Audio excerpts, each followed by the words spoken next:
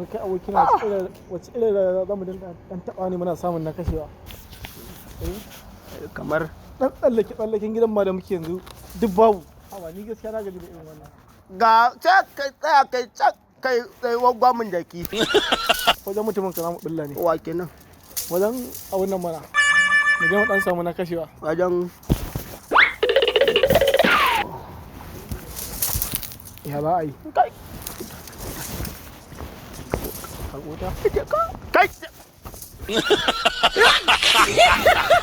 Kilas, haba kilas, ina kilas a dangare. Kilas. Ke, kawo yan nan. Ban gane in kawo waya ba. Ko ba za ki bayar ba ne? Eh ba zan bayar ba. Ya ne, oga ne fa ya kone, kawo ta lalla.